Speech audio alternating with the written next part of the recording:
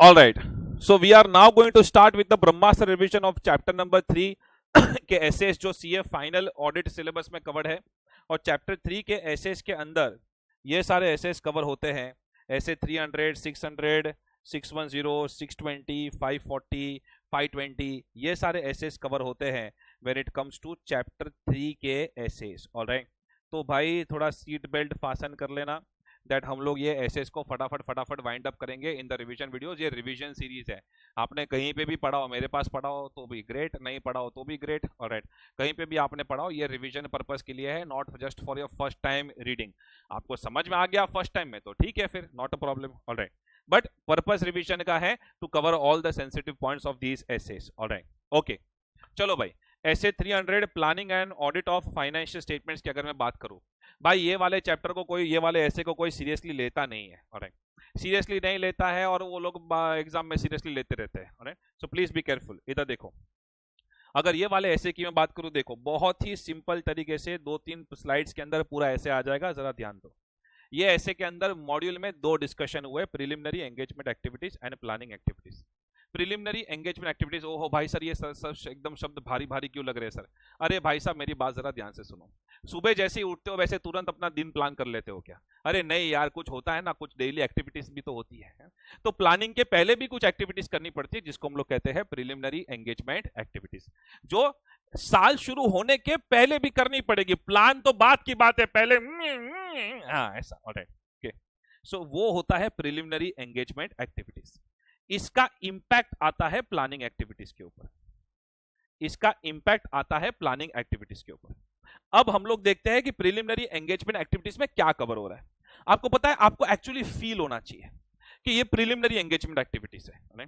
Look at this, activities performed at the beginning of current audit engagement. जो audit की शुरुआत में जो एक्टिविटीज होती है, वो ऑडिट की शुरुआत में तो सबसे पहले तो क्लाइंट को एक्सेप्ट करना है नहीं करना है, क्लाइंट के साथ कंटिन्यू करना है कि नहीं करना है, Brahmastra revision of quality control chapter.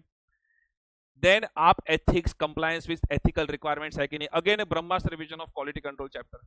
ये सब साल के स्टार्टिंग में इतना तो क्लियर होना चाहिए। और inter C level SA 210 agreeing to the terms of engagement. ये देखो 3 ही पॉइंट है। What needs to be done? Establishing the terms of engagement, client acceptance, continuous procedure and compliance with ethical requirements. अब ये क्यों करना है? Why? अरे भाई टर्म्स इसलिए ताकि कोई मिसअंडरस्टैंडिंग ना हो। क्लाइंट एक्सेप्टेंस कंटिन्यूस प्रोसीजर इसलिए ताकि क्लियर होने के लिए कि भाई क्लाइंट की इंटीग्रिटी के साथ कोई इश्यूज तो नहीं है। And then compliance with ethical requirements इसलिए कि आपकी इंटीग्रिटी और इंडिपेंडेंस पे कोई इशू तो नहीं है, आपकी टीम तो इंडिपेंडेंट है ना। So one more time, there are 3 activities in preliminary engagement activities. One is as per SA 210, the other 2 are as per SA 220, quality control वगैरह। Alright, okay. अब ये preliminary engagement activities का सीधा impact आता है on planning activities। अब जब मैं प्लान की बात करता हूं, ध्यान से सुनना मैं क्या बोल रहा हूं। प्लानिंग एक्टिविटीज के अंदर आपको 2 चीजें दिखती है, एक है एस्टैब्लिशिंग ऑफ ऑडिट स्ट्रेटेजी और दूसरा है डेवलपिंग एन ऑडिट प्लान। एक है एस्टैब्लिशिंग ऑडिट स्ट्रेटेजी और दूसरा है developing an audit plan. Sir ये स्ट्रेटेजी आपने पहले क्यों लिखा और प्लान आपने बाद में क्यों लिखा? भाई स्ट्रेटेजी जो होता है ना, स्ट्रेटेजी वो एक मेंटल वर्क होता है। आज अगर रोहित शर्मा को भी क्रिकेट टीम लेके उतरना है तो भाई फील्डिंग प्लान वगैरह वो सब ठीक है, पर पहले थोड़ा मेंटल वर्क करना पड़ेगा और वो मेंटल वर्क को बोलते हैं स्ट्रेटेजाइज करो। और आप भी तो पहले स्ट्रेटेजी मांगते हो प्रोफेसर से, फिर प्रोफेसर स्ट्रेटेजी एक्सप्लेन करते वक्त आपको पूरा प्लान बताता है कि डिस्क्रिप्शन लिख के देता है। प्लान जो होता है ना, प्लान वो डिस्क्रिप्शन होता है, राइटिंग में होता है कि एग्जैक्टली क्या करना है। वेरेस स्ट्रेटेजी में काफी सारा आपका मेंटल वर्क होता है। Yes sir, yes sir. इसलिए स्ट्रेटेजी के बेसिस पे प्लान बनता है। बोलो, strategy helps in developing audit plan. ये आपका स्ट्रेटेजी को लेकर इंग्लिश क्लियर होना चाहिए। अगर ये इंग्लिश क्लियर नहीं हो, मार्क्स कट कर देगा। एस्टैब्लिशिंग ओवरऑल ऑडिट स्ट्रेटेजी, भाई स्ट्रेटेजी के अंदर एस्टैब्लिश होती है, स्ट्रेटेजी जो है वो एसटीडी सेट करती है, scope, timing and direction of audit, and पूरे ऑडिट प्लान का एक डेवलपमेंट करवाती है। इसलिए स्ट्रेटेजी का असर प्लान के ऊपर आता है। प्लान के अंदर क्या होता है? डिस्क्रिप्शन। क्या होता है? डिस्क्रिप्शन। किसका डिस्क्रिप्शन? दवाई का, risk assessment procedure, further audit procedure and other audit procedure. ये सबका nature, timing and extent. 3 point का वो आंसर बन गया। ऑलराइट, स्ट्रेटेजी को क्या बोलने का? Sets the STD of audit and guides in development of overall audit plan. अब मेरी बात ध्यान से सुनो। स्ट्रेटेजी को लेकर 2 क्वेश्चन।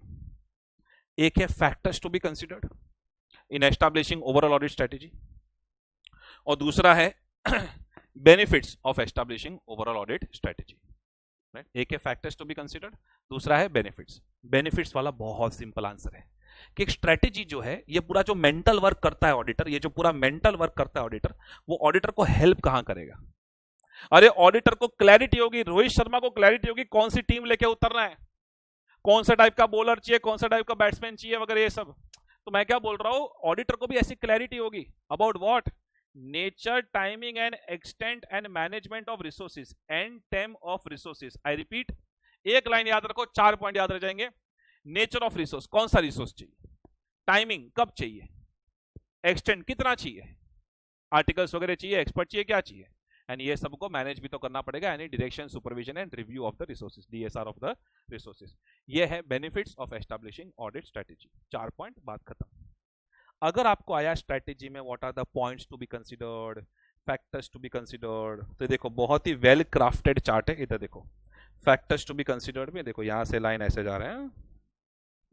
ऑलराइट, टोटल 5 फैक्टर्स है, 1 2 3 4 5, और बहुत ही रिपीटेड बेसिस पे आया हुआ है ऑडिट स्ट्रेटेजी में फैक्टर्स टू बी कंसीडर्ड। अब ये टोटल 5 फैक्टर्स क्या है? मैं सच्ची बात बताऊं, मेंटल वर्क में हम लोग कितना कुछ कंसीडर करते हैं, नहीं, लॉ ने, एप्लीकेबल फाइनेंशियल रिपोर्टिंग फ्रेमवर्क ने, क्या ऑडिट कर रहे हैं, इसका डेडलाइन क्या है, टाइमिंग क्या है, कौन सा रिपोर्ट देना है, कौन सी टीम, कितना कुछ होता है। पर नहीं, उनको ये 5 पॉइंट के मार्क्स चाहिए, राइट? तो फिर अपने को थोड़ा कोडिंग करना पड़ेगा। ऐसी जगह पे आप कोडिंग क्या करो, सब जगह पे कोडिंग की जरूरत नहीं। ऑलराइट, सो मेरी बात जरा ध्यान से सुनो। Character of reporting team resulted in resources. पता नहीं रिपोर्टिंग टीम का कैसा कैरेक्टर था, लेकिन रिसोर्सेस पैदा होने लगे। So tell me, character of reporting team resulted in resources. बोलो, character of reporting team resulted in resources. One more time, character of reporting team resulted in resources.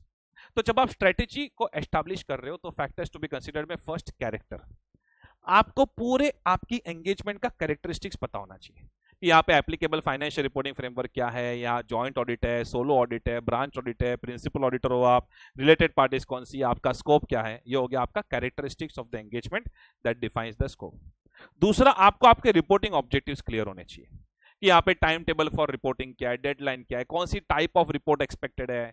थोड़ा इसके लिए आपको मैनेजमेंट एंड डीसीडब्ल्यूजी के साथ डिस्कशन करना पड़ेगा। लेट मी टेल यू, ये हर एक बॉक्स के ऊपर भी अलग से क्वेश्चन आ सकता है। मॉड्यूल में हर एक बॉक्स को एक्सप्लेन किया है, यानी ये बॉक्स के ऊपर ये उसका आंसर हो गया, ये बॉक्स के ऊपर ये उसका आंसर हो गया, ये सब एग्जांपल्स है वो बॉक्सेस के, ठीक है। Then third and fourth point को मर्ज करके पूरा लिखा है। थर्ड पॉइंट है कि आपको आपकी टीम को डायरेक्शन भी तो देना पड़ेगा, तो उसके लिए कौन से फैक्टर्स कंसीडर करने हैं। फोर्थ पॉइंट, अरे भाई अगर सुबह का बराबर नहीं हुआ तो पूरे दिन बिगड़ सकता है ना। हाँ, प्रिलिमिनरी एंगेजमेंट एक्टिविटीज का इंपैक्ट आएगा ना प्लानिंग एक्टिविटीज पे। इसलिए देखो फोर्थ पॉइंट क्या है, results of preliminary engagement activities, and आपका जो नॉलेज है ऑलराइट वो काम आ सकता है इन फैक्टर्स और इन डेवलपिंग ऑडिट स्ट्रेटेजी। अब इसके दोनों को कंबाइन करके एग्जांपल्स देने, दुनिया भर के एग्जांपल दे सकते हो। नॉर्मल पॉइंट्स रखो अपने, मटेरियलिटी क्या है उसके हिसाब से टीम को डायरेक्ट करेंगे। देन हाई रिस्क वाले एरियाज के हिसाब से टीम को डायरेक्ट करेंगे। फिर हम लोग देखेंगे एंटिटी में क्या क्या चेंजेस हुए, इसके हिसाब से टीम को डायरेक्ट करेंगे। कोई भी 2-3 पॉइंट याद रखो, दैट्स इट। एंड लास्ट में it will help me in deciding the nature, timing and extent of resources. वो हमेशा लास्ट पॉइंट होगा। ओ भाई, ओ कोड वर्ड के चक्कर में ना ये रिसोर्सेस वाला पॉइंट पहले मत ले लेना बावले, बिकॉज ये रिसोर्सेस वाला पॉइंट लास्ट में आना चाहिए। Selection of engagement team and assigning the work to them and engagement budgeting, यानी ये एंगेजमेंट में कितने नंबर ऑफ आवर्स वगैरह लगेंगे। ये हो गया आपका फैक्टर्स टू बी कंसीडर्ड, बहुत ही रिपीटेड बेसिस पे आया हुआ है। नॉर्मली हेड पॉइंट्स ही आएंगे, लेकिन कभी कभी डिफिकल्ट पेपर सेट करना है तो हेड पॉइंट के ऊपर भी अलग से क्वेश्चन डाल सकते हैं। Factors to be considered in developing overall audit strategy, character of reporting team resulted in resources. Alright, ये आपका हो गया ऑडिट स्ट्रेटेजी का फैक्टर्स, और इससे ये पूरा पेज खत्म हो गया preliminary engagement activities and planning activities को लेकर। अब जैसे मैंने आपको बोला स्ट्रेटेजी में 2 क्वेश्चन है, factors to be considered and benefits of establishing audit strategy. वैसे प्लान के ऊपर भी अलग से क्वेश्चन, सिर्फ प्लानिंग के ऊपर।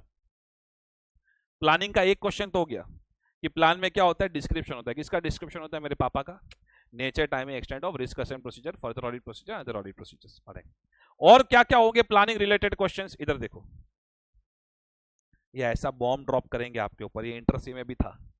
Planning is not a discrete phase of an audit but rather a continual and iterative process. मेरी बात सुनो, पहले हम प्लान करते हैं, फिर परफॉर्म करते हैं, फिर रिपोर्ट करते हैं, फिर उसी के बेसिस पे नेक्स्ट ईयर का प्लान चलता रहता है। और इसको लोग बोलते हैं कि एक कंटिन्यूस प्रोसेस है, एक डिस्क्रीट सेपरेट आइसोलेटेड प्रोसेस नहीं है, it is a part of a cycle. लेकिन इसके बाद भाई साहब ये जो लिखा है ना, ये इसका एग्जाम्पल ही नहीं है। मॉड्यूल में पता नहीं पहले ये लाइन लिखा है, फिर नेक्स्ट लाइन लिखा है, वो ये छोड़ना, बोलते एक और बात करते हैं कि फर्दर ऑडिट प्रोसीजर्स के पहले हम लोग क्या करते हैं।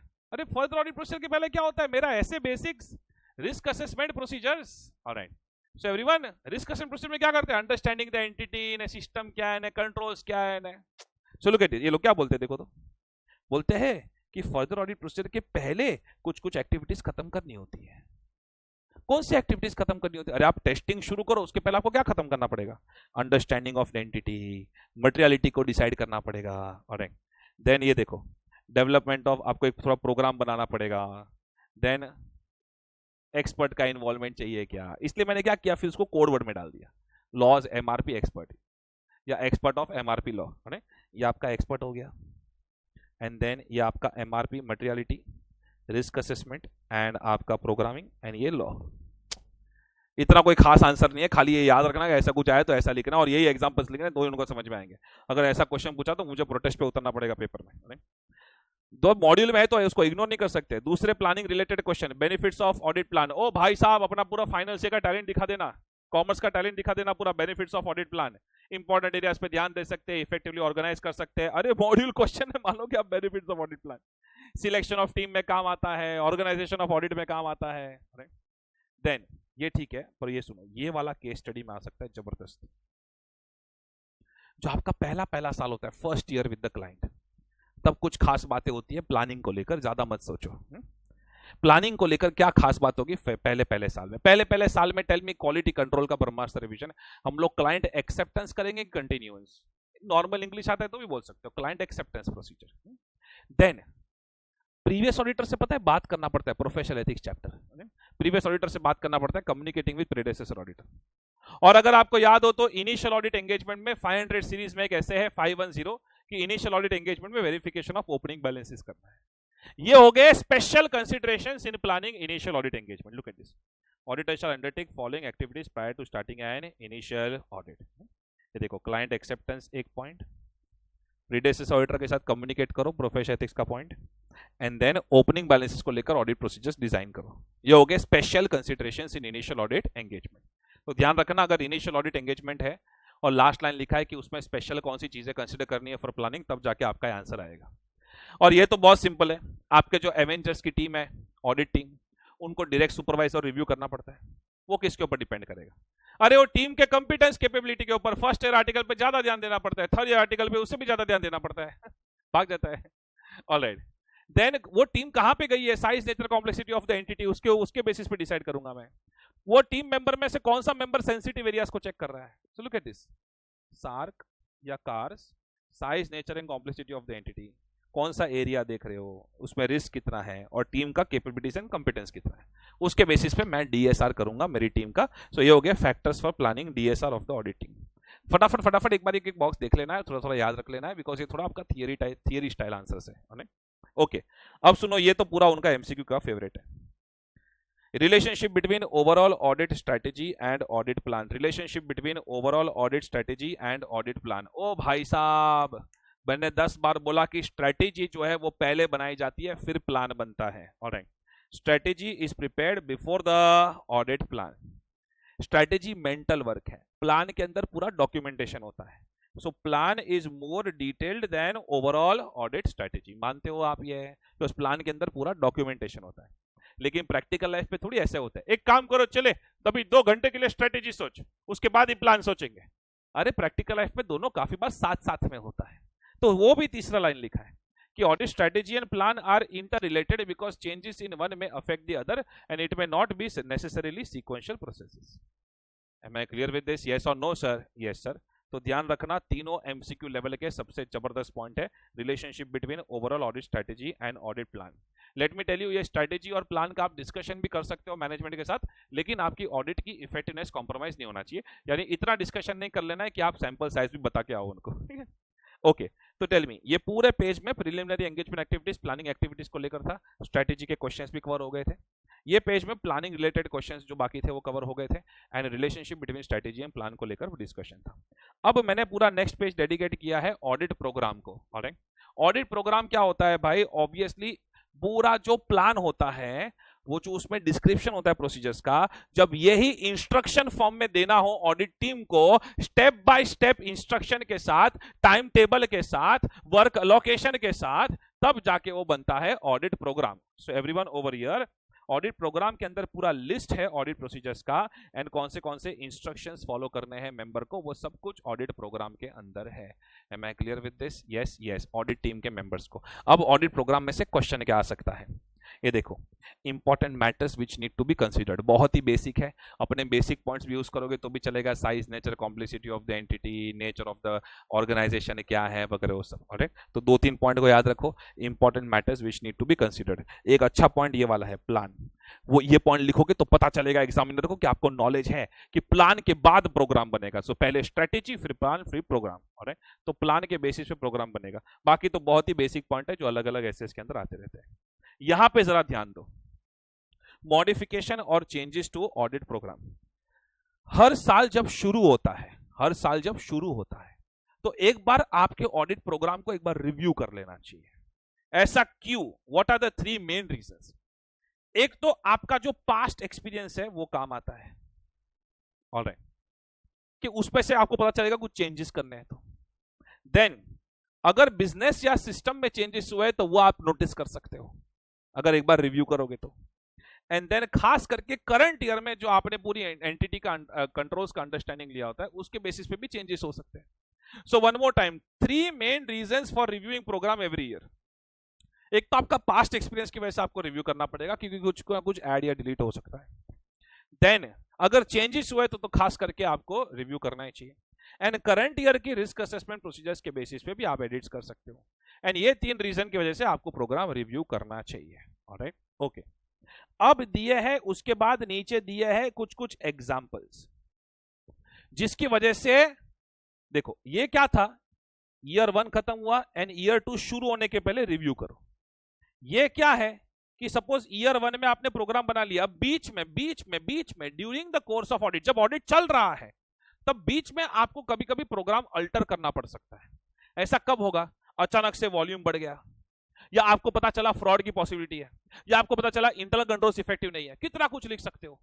या लेटर से अचानक से during the course of audit changes हो गए, पहले सिर्फ स्टैंड अलोन फाइनेंशियल स्टेटमेंट्स बनाने वाले थे, अभी कंसोलिडेटेड भी बनाने वाले हैं बिकॉज सब्सिडीज एक्वायर कर लिए। तो ऐसे बहुत सारे एग्जांपल्स दे सकते हो, तो एक बार रीड कर लो तो it is more than enough, don't worry about it. Alright, फिर ये देखो, बोलते हैं जब आप first time as an auditor appoint होते हो, आई रिपीट, जब आप first time as an auditor appoint होते हो तो बोलता है कि भाई कुछ स्टेजेस है जिसमें आपको प्रोग्राम बनाना चाहिए।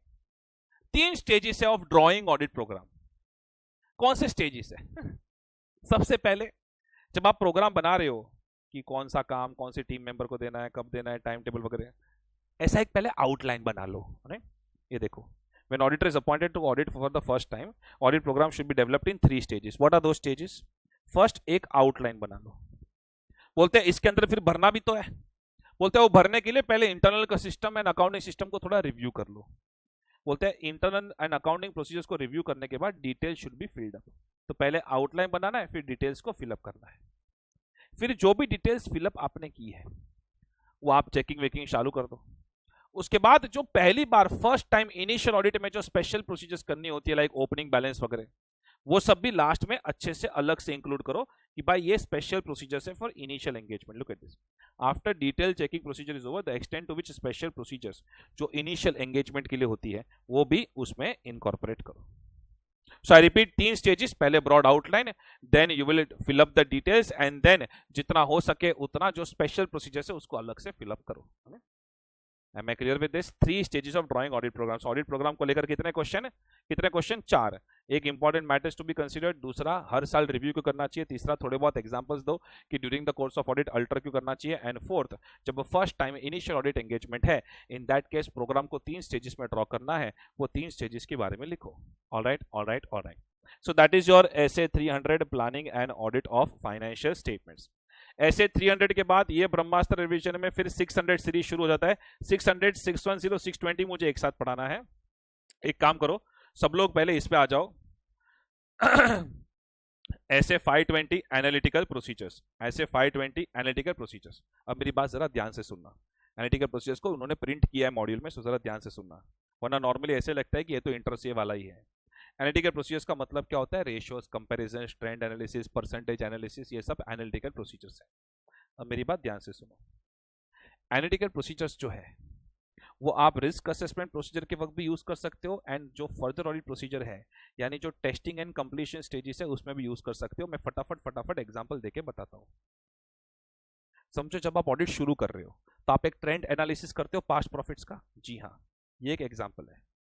जब आप ट्रेंड एनालिसिस करते हो पास्ट प्रॉफिट्स का, okay, then in that case आपको पता चला कि इनके प्रॉफिट्स डिक्लाइनिंग है, मैनेजरियल रेवेन्यूशन इंक्रीजिंग है, ऑलराइट, इनका लॉसेस बढ़ रहे हैं, फिर भी पैसा सैलरीज बढ़ रहा है, कुछ समझ में नहीं आ रहा, एकदम गलत ही ट्रेंड दिख रहा है कुछ। तो इसका मतलब आपको एक रिस्क असेसमेंट करने मिला कि यहां पे शायद कुछ तो गड़बड़ हो रही है। ये हो गया using analytical procedures as risk assessment procedures. बेटा ये ऐसे 315 में आता है। लेकिन जब टेस्टिंग एंड कंप्लीशन स्टेज में आप रेशियोज, कंपैरिजन, ट्रेंड एनालिसिस का यूज करते हो, जैसे कि टेस्टिंग स्टेज के वक्त आपने यूज किया salary versus total number of employees, जैसे टेस्टिंग स्टेज के वक्त आपने यूज किया जीएसटी टर्नओवर का रिलेशनशिप को चेक किया कि सही टैली तो हो रहा है कि नहीं हो रहा है। ऑलराइट, कंप्लीशन स्टेजेस के वक्त आपने एक ओवरऑल रेशियो एनालिसिस किया देखने के लिए कि जो एंटिटी का एक्चुअल परफॉर्मेंस है और जो आपने सोचा था वो टैली हो रहा है कि नहीं हो रहा है। तो जब आप टेस्टिंग एंड कंप्लीशन स्टेजेस में यूज करते हो तब जाके आता है ऐसे 520 एनालिटिकल प्रोसीजर्स। तो कोई भी एनालिटिकल प्रोसीजर का क्वेश्चन 520 का होता है ऐसा नहीं होता है, सारे के सारे 520 के नहीं होते। अगर रेशियोज, कंपैरिजन, ट्रेंड एनालिसिस का यूज हो रहा है रिस्क असेसमेंट के लिए तो वो ऐसे 315 का क्वेश्चन होता है। Are you getting my point? Yes और नो सर? Yes sir. अब ये है ऐसे 520 एनालिटिकल प्रोसीजर्स। अब मेरी बात जरा ध्यान से सुनो, यानी कि रेशियोज, कंपैरिजन, ट्रेंड एनालिसिस का यूज हो रहा है टेस्टिंग एंड कंप्लीशन स्टेजेस के वक्त। सबसे सेंसिटिव उन्होंने फाइनल सी में सिर्फ 2 ही कंसेप्ट प्रिंट किए। सबसे सेंसिटिव ये वाला कंसेप्ट कि जब आप एनालिटिकल प्रोसीजर्स यानी substantive analytical procedures testing and completion stages के वक्त जब सब्सटेंटिव एनालिटिकल प्रोसीजर्स आप अप्लाई कर रहे हो, देन इन दैट केस उसके लिए what are the factors to be considered, कौन से प्रिकॉशंस लेने, चारों के चार बहुत ही जबरदस्त लॉजिकल पॉइंट है। टेल मी एवरीवन, क्या आप इन्वेंट्री का एग्जिस्टेंस जो है वो रेशियो एनालिसिस से फाइंड आउट कर सकते हो? नहीं, उसके लिए आपको जाके विजिट करना पड़ेगा। लेकिन इन्वेंट्री का वैल्यूएशन जो है वो रेशियो, परसेंटेज, ये सबसे आप कैलकुलेट कर सकते हो। मतलब मैं क्या बोल रहा हूं कि सबसे पहले आपको देखना पड़ेगा कि एनालिटिकल प्रोसीजर सूटेबल तो होगा ना। ये है factors to be considered while designing the analytical procedures, कि सूटेबिलिटी तो है ना। कुछ भी कहीं पे भी थोड़ी रेशियोज, कंपैरिजन, ट्रेंड एनालिसिस चालू कर दोगे। सूटेबिलिटी के लिए आपको देखना पड़ेगा कि कौन सा असर्शन वेरीफाई कर रहा हो। जैसे इन्वेंट्री के एग्जिस्टेंस के लिए नहीं हो सकता लेकिन वैल्यूएशन के लिए हो सकता है। फिर देखना पड़ेगा कि इफेक्टिव तो होगा ना वो। जैसे रिलेटेड पार्टी में भी हम लोग कर सकते हैं एनालिटिकल प्रोसीजर्स, लेकिन ज्यादा कुछ काम का आएगा नहीं, because related party high risk है, उसमें एक एक डॉक्यूमेंट को लेके बैठना पड़ेगा, खाली रेशियो, कंपैरिजन, ट्रेंड एनालिसिस से नहीं चलेगा। तो सूटेबल हो सकता है लेकिन सेटिस्फाइंग नहीं होगा। तो ये सब देखना पड़ेगा आपको। Suitability of particular substantive analytical procedure वो डिपेंड करेगा कौन सा असर्शन आप टेस्ट कर रहे हो। वो देखना पड़ेगा कि कितना इफेक्टिव होगा इन डिटेक्टिंग द मिसस्टेटमेंट। देखना पड़ेगा कौन सा अश्योरेंस आपको मिलने वाला है इसमें। Alright, so everyone, EAA, effectiveness, assertion, assurance, ये सब के बेसिस पे डिपेंड करेगा कि मैं एनालिटिकल प्रोसीजर यूज करूं कि नहीं करूं। ये हो गया आपका डिटरमाइन द सूटेबिलिटी। चलो, सूटेबल अगर है then in that case क्या डेटा रिलायबल है? बिकॉज अगर डेटा में गड़बड़ होगा तो फिर एनालिटिकल प्रोसीजर के रिजल्ट्स भी गड़बड़ाएंगे। Evaluate the reliability of data from which auditors expectation of recorded amounts और रेशियोज इज डेवलप्ड। और रिलायबिलिटी किसके ऊपर डिपेंड करेगा? एक तो डेटा आ कहां से रहा है, बिकॉज नॉर्मली एक्सटर्नल एविडेंस ज्यादा रिलायबल होता है। जैसे इंडस्ट्री का एनालिसिस कोई रिसर्च मैगजीन ने किया तो ज्यादा रिलायबल होता है। देन उसके ऊपर के इंटरनल कंट्रोल्स कितने इफेक्टिव है। ऑलराइट, देन भाई डेटा स्टैटिस्टिकल, लॉजिकल भी तो होना चाहिए। ऐसे थोड़ी कोई ऐसा डिस्क्रिप्टिव डेटा दे देंगे तो उसके ऊपर से थोड़ी हम लोग एनालिटिकल प्रोसीजर ज्यादा परफॉर्म कर पाएंगे। अब देखो, सो रिलायबिलिटी डिपेंड्स अपॉन SNC2। एक तो सोर्स, आखिर वो इंफॉर्मेशन आ कहां से रही है। इंडियन कंपनी बैलेंस शीट को सीधा सीधा यूएस कंपनी बैलेंस शीट के साथ कंपेयर नहीं कर सकते, आपको देखना पड़ेगा, कंपेरेबिलिटी भी होनी चाहिए। हाँ, लोगों में कंपेटेबिलिटी और डेटा में कंपेरेबिलिटी। देन डेटा रेलेवेंट भी तो होना चाहिए, nature and relevance of the information. And then उसके ऊपर के इंटरनल कंट्रोल्स क्या है। तो आपको ऐसे याद रखना रहेगा, तो भी कर सकते हो, source of nature controls the comparability. कैसे? Source of nature controls the comparability, ऐसे भी याद रखना रहेगा तो रख सकते हो। ऑलराइट, ये हो गया कि रिलायबिलिटी ऑफ डेटा। चलो, डेटा रिलायबल है, लेकिन मेरी बात अभी जरा ध्यान से सुनो। आप ट्रेंड एनालिसिस अगर कर रहे हो 6, 8, 10, तो नेक्स्ट ईयर क्या एक्सपेक्टेड है? 12 ना, 120 थोड़ी एक्सपेक्टेड होगा। तो भाई अपनी एक्सपेक्टेशन को भी कंट्रोल में रखो, समझे? और एक्सपेक्टेशन रीजनेबल होगी तो एक्चुअल आउटकम का कुछ टैली करने का मतलब बनता है। So develop an expectation of recorded amounts और ratios and evaluate whether expectation is sufficiently precise और नॉट। एंड सही एक्सपेक्टेशन आप बना पाओगे कि नहीं बना पाओगे, किस पे डिपेंड करता है। सुन भाई, ग्रॉस प्रॉफिट, सेल्स, परचेस, भाई ये सब ना थोड़ी प्रेडिक्टेबल चीजें हैं जो रेगुलर बिजनेस के, इसमें थोड़ा एक्सपेक्टेशन डेवलप कर सकते हैं हम। लिटिगेशन वगैरह में एक्सपेक्टेशन डेवलप नहीं कर सकते। ऑलराइट, समझ में आ रहा है? तो चीजें प्रेडिक्टेबल होनी चाहिए, तब जाके एक्सपेक्टेशन डेवलप कर सकते हो आप। और सुनो मेरी बात, जितने ज्यादा जिंदगी में आपके ब्रेकअप होते हैं उतने ज्यादा आप रीजनेबल हो जाते हो ना एक्सपेक्टेशन में। हाँ, तो डेटा में भी ब्रेकअप होना चाहिए। हाँ, परचेस का डोमेस्टिक कितना ने, इंपोर्ट कितना ने, रिलेटेड पार्टी के साथ कितना, अनरिलेटेड के साथ कितना, जनवरी में कितना, फरवरी में कितना, मार्च में कितना। ऑलराइट, ये सब जितना ब्रेकअप होगा उतना बेटर होगा। और कहना ऐसे कि आपकी जिंदगी में कोई बंदा अवेलेबल हो तो एक्सपेक्टेशन रखे ना, वैसे डेटा भी अवेलेबल हो तो एक्सपेक्टेशन रखे ना। सो एवरीवन ओवर हियर, एक्सपेक्टेशन 3 चीजों पे डिपेंड करेगा। एक तो कितना अच्छे से वो आइटम प्रेडिक्टेबल है, gross profit, sales, purchase and stuff, कितना ब्रेकअप करके दिया है, डिसएग्रीगेशन, एंड इंफॉर्मेशन भी अवेलेबल है कि नहीं है। सो पैड पे डिपेंड करेगा, predictability, availability and disaggregation of the information. Are you with me? Yes और नो सर? Yes sir. और सुनो, जिंदगी में ना बेटा कभी कभी एक्सपेक्टेशन मैच नहीं होती है, एक्चुअल आउटकम थोड़ा अलग निकलता है, 19-20 का फर्क रहेगा तो जाने दो। अरे लुक एट दिस, डिटरमाइन कि कितना डिफरेंस आपको एक्सेप्टेबल है without further investigation. So listen to me, बहुत ही 4 लॉजिकल स्टेप्स है, कोई कोड वर्ड की जरूरत नहीं है, इतने गरीब नहीं हो आप, अमीर हो नॉलेज में। So tell me, first, suitability है कि नहीं एनालिटिकल प्रोसीजर की। सेकंड, डेटा रिलायबल है कि नहीं है। थर्ड, एक एक्सपेक्टेशन डेवलप करूंगा मैं। एंड बॉस, फोर्थ में देखूंगा कि कितना एक्सेप्टेबल डिफरेंस हो सकता है from the expectation and the actual amount में। ऑलराइट, तो ये 4 पॉइंट के फैक्टर्स जो मुझे कंसीडर करने हैं। और अगर आप देखोगे तो कंटिन्यूसली मैं आपको रेलेवेंट एग्जांपल दे रहा था, बिकॉज ये एमसीक्यू में कहीं पे भी आपको टेस्ट कर सकते हैं। Alright, what are the factors to be considered when designing and performing substantive analytical procedures. Am I clear with this? Yes sir. अब मेरी बात जरा ध्यान से सुनो। टेल मी, अगर कोई एंटिटी 20-20 साल से लॉस में चल रही है तो आपका क्या कहना है? यही कहना होगा कि उसके गोइंग कंसर्न पे सर डाउट आ रहा है। तो इंडियन रेलवेज का क्या कहना है? मेरी बात जरा ध्यान से सुनो कि भाई कुछ कुछ ऐसी पब्लिक सेक्टर एंटिटीज होती है जिसका कमर्शियल पर्पस नहीं होता है, and that is the reason कि जो नॉर्मल कमर्शियल एंटिटीज में हम एनालिटिकल प्रोसीजर यूज करते हैं वो सेम यहाँ पे यूज नहीं कर सकते और उस सेम कंक्लूजन नहीं लगा सकते। इंडियन रेलवेज को क्या जानना होगा कि भाई बजटेड एक्सपेंडिचर कितना था, एक्चुअल कितना है। इंडियन रेलवेज में कहां आप इंडस्ट्री के साथ कंपेयर करने जाओगे? ऑलराइट, तो ऑब्वियसली आपको इंडियन रेलवेज में थोड़ी अलग एनालिटिकल प्रोसीजर परफॉर्म करनी पड़ेगी। बजटेड वर्सेस एक्चुअल, कॉस्ट क्या है, ऑलराइट, बजटेड कॉस्ट क्या था, एक्चुअल कॉस्ट क्या था, वेरिएशन क्या है, ऐसी सब चीजें। सो अब देखो तो इंग्लिश समझते हैं। Relationship between individual financial items traditionally considered in audit of business entities may not always be relevant in the audit of government or other non-business public sector entities. इसका एग्जांपल होगा इंडियन रेलवेज। उसके लिए आपको अलग analytical procedure perform करना पड़ेगा, like budgeted versus actual expenditure and stuff. Yes sir, yes sir, yes sir. अब सुनो, सब्सटैंटिव एनालिटिकल प्रोसीजर्स परफॉर्म करने के बाद, ये भी मॉड्यूल क्वेश्चन है, सब्सटैंटिव एनालिटिकल प्रोसीजर्स परफॉर्म करने के बाद अगर आपके रिजल्ट्स कुछ ऐसे आ रहे हैं जिसमें आपको इनकंसिस्टेंसी दिख रही है, बहुत ही ज्यादा फ्लक्चुएशन दिख रहे हैं या बहुत ही ज्यादा डिफरेंसेस दिख रहे हैं, अरे भाई साहब मेरा जो ऐसे बेसिक्स पढ़ाता हूं मैं बार बार बोल रहा हूं, मेरे ऐप में चले जाओ, कोई भी सीए फाइनल के कोर्स में चले जाओ, पहले 2-3 लेक्चर अनलॉक्ड होते हैं तो उसमें से आप जाके ऐसे बेसिक्स रिवाइज कर सकते हो। और आप मेरे स्टूडेंट हो तो आपको तो पता ही मैं क्या बोल रहा हूँ। जब भी मैं ऐसे बेसिक्स पढ़ाता हूँ, अगर कोई चीज में डिफरेंस आता है वगैरह तो हम लोग क्या बोलते हैं, discuss the matter with management, perform additional procedures, वही लिखा है इधर, लुक एट दिस। अगर कुछ फ्लक्चुएशंस आ रहे हैं, इनकंसिस्टेंसीज है या डिफरेंसेस है, FDI फ्लक्चुएशंस, इनकंसिस्टेंसीज, डिफरेंसेस, तो आगे उसको इन्वेस्टिगेट करो। इन्वेस्टिगेट कैसे करेंगे? पहले मैनेजमेंट के रिस्पॉन्सेज देख लो, उनसे जरा सवाल पूछ लो, उनसे रिकंसिलेशंस मांग लो अगर कुछ रहेंगे तो। एंड देन अगर आपको लग रहा है कि मैनेजमेंट ने सही एक्सप्लेनेशन नहीं दिया है, then perform additional audit procedures. So ये आपका आएगा investigating results of substantive analytical procedure. Ratio perform करके अगर कुछ इन्वेस्टिगेशन लायक चीजें हैं, देन इन दैट केस ये पॉइंट्स का आंसर लिखना मत भूलना। I hope I am clear with this. और भी कंसेप्ट एनालिटिकल प्रोसीजर का, लेकिन मॉड्यूल ने इतने कवर किए, so we will stick to these concepts only. वैसे भी कोई इतना खास स्टैंडर्ड नहीं है, बस आपको प्रैक्टिकली पता होना चाहिए। Ratios, comparison, trend analysis, percentage analysis, ये सबको हम लोग कहते हैं एनालिटिकल प्रोसीजर्स। ऑलराइट। सो इस वक्त मैं मेरी चैप्टर 3 के रिविजन्स को यहाँ पे होल्ड करता हूँ, और जो पार्ट 2 एक और वीडियो आएगा फॉर चैप्टर 3 के रिविजन्स के लिए, जिसमें हम बहुत ही सेंसिटिव एसेस को यहाँ पे कवर करेंगे, जो 540 वाला एसे है और 600 सीरीज जो है वो। Alright, thank you so much.